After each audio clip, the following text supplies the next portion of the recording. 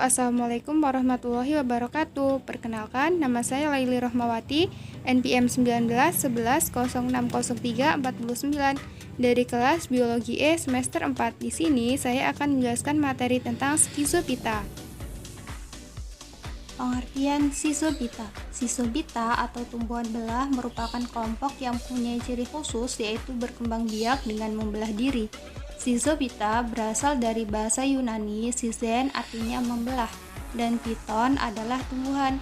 Tumbuhan belah dianggap sebagai kelompok tumbuhan dengan tingkat perkembangan filogenetik yang paling rendah, sehingga dari segi evolusi merupakan kelompok tumbuhan yang paling tua dan paling primitif.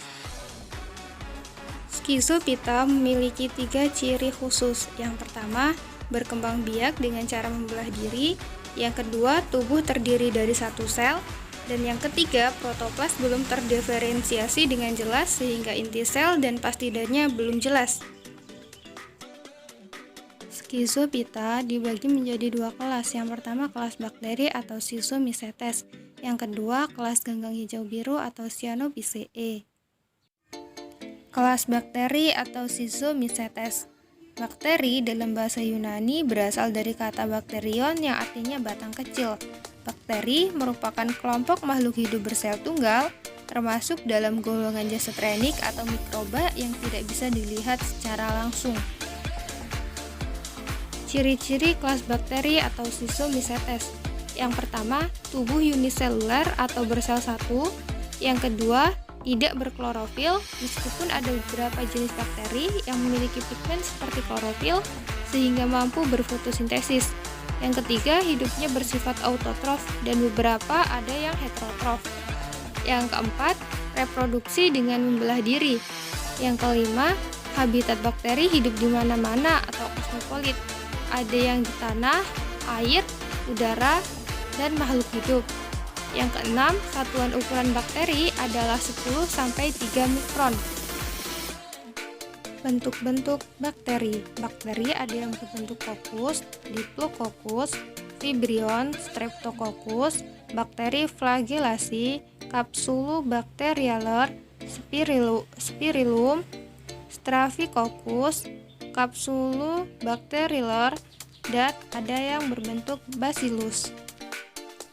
Macam-macam bakteri berdasarkan flagel yang dimiliki. Yang pertama ada bakteri aflik.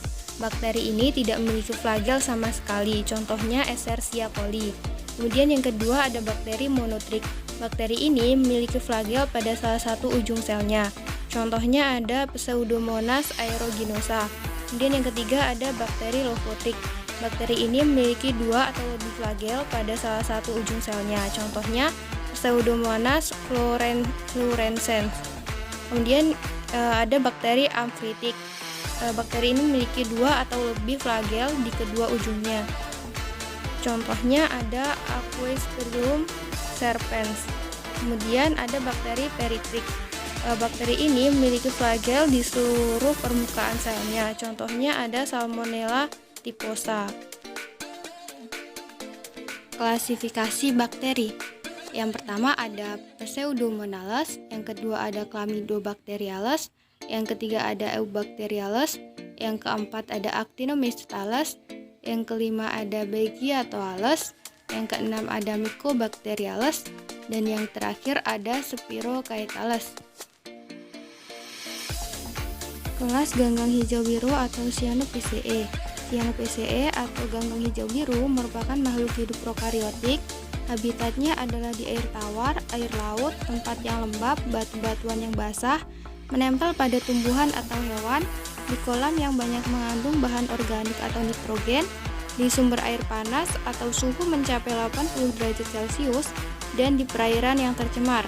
Ganggang hijau biru hidup secara soliter atau sendiri atau berkelompok atau berkoloni.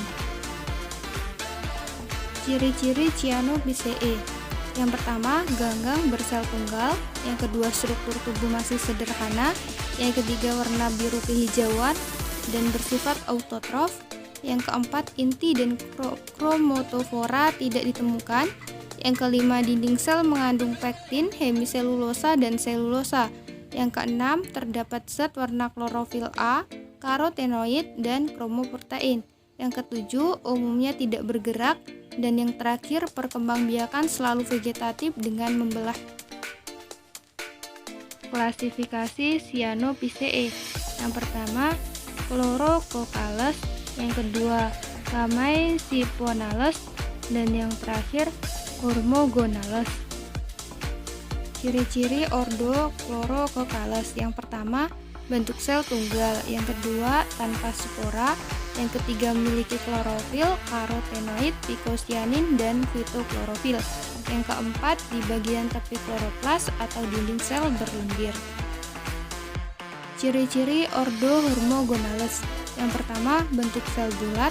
Yang kedua, koloni berbentuk benang. Yang ketiga, memiliki spora. Dan yang terakhir, benang-benang tidak bercabang dan membentuk hormogenium. Ciri-ciri ordo Chamaecyponales. Yang pertama, bentuk sel tunggal. Yang kedua, memiliki spora. Yang ketiga, potongan koloni dapat bergerak merayap. Yang keempat, spora terbentuk dari isi sel endospora. Peranan Schizophyta dalam kehidupan sehari-hari. Peranan kelas bakteri atau Schizomycetes. Bakteri ada yang menguntungkan dan ada yang merugikan. Di antaranya bakteri yang menguntungkan yang pertama yaitu dalam pembuatan makanan atau minuman, contohnya Acetobacter pada asam cuka. Yang kedua, penyuburan tanah, contohnya Nitrosococcus. Yang ketiga, penghasil antibiotik, contohnya Bacillus polymica. Yang terakhir yaitu membantu proses pembusukan sampah, contohnya Methanobacterium. Bakteri yang merugikan. Yang pertama, berperan dalam pembusukan makanan, contohnya Clostridium botulinum. Yang kedua, penyebab penyakit pada manusia, contohnya Mycobacterium tuberculosis. Yang ketiga, penyakit pada hewan, contohnya Bacillus anthracis.